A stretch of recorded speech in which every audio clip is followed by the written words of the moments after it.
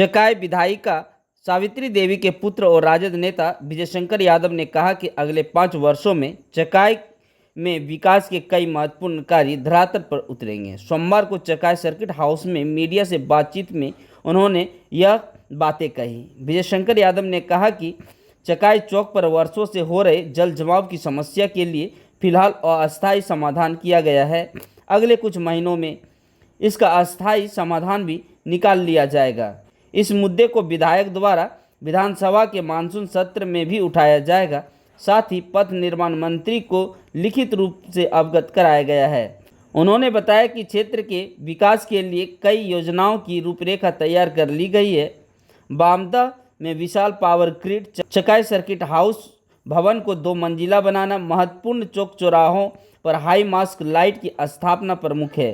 इसके अलावा विभिन्न पंचायतों में सामुदायिक भवन, चापाकल, चद्दर चबूतरा, यात्री शेड, पुल पुलिया और सड़कों का निर्माण भी कराया जाएगा। कई कार्यों की शुरुआत धरातल पर हो चुकी है।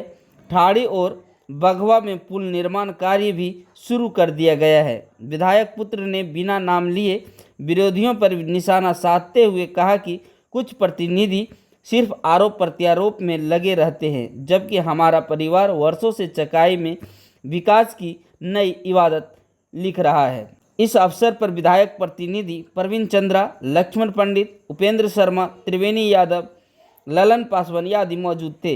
विधायक प्रतिनिधि प्रवीण चंद्रा ने बताया कि मानसून सत्र के बाद विधायक सभी विभागों के पदाधिकारियों के साथ बैठक कर प्रखंड में चल रही योजनाओं की समीक्षा करेंगी और उन्हें त्वरित गति से पूरा करने का भी निर्देश देगी। सबसे पहले मैं आपको धन्यवाद देता हूं।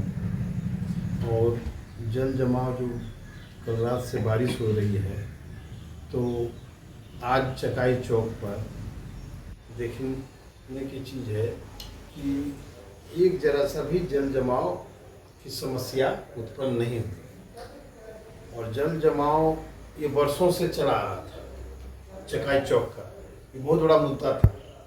हमारे जमुई जो है, चाहे माननीय सांसद महोदय, पूर्व विधायक जो यहाँ के मंत्री थे, लेकिन इस जल जमाव से निदान चकाई वासियों को नहीं दे पाए।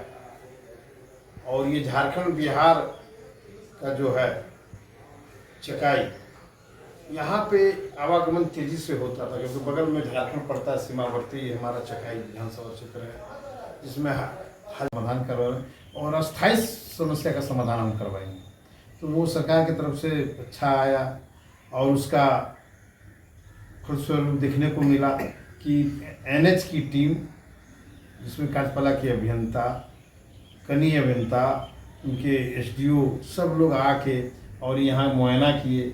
और मुआयना करने के बाद इसका स्थायी निदान का भी प्रारूप तैयार हो रहा है। अच्छा, एक बात जो सामने आ रहा था कि ये मुद्दा विधानसभा में भी गूंजेगा मानसून सत्र में, तो क्या सही में गूंजेगा क्या? जो मानसून सत्र चालू हुआ है, जी। उसको माननीय विधायिका माता सावित्री देवी जी ने उस मामला को उठाने के लिए विधानसभा में क्वेश्चन की हुई है।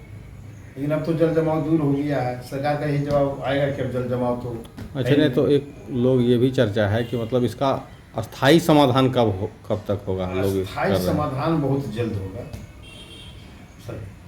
माननीय विधायिका जी का प्रयास जारी है और सरकार भी इस पर एकदम संज्ञान लेके कार्रवाई करें। हम सरकार को भी धन्यवाद देते हैं कि चकाई की जनता को जल जमाव से अस्थायी मुक्ति बहुत जल्द मिल जाएगा।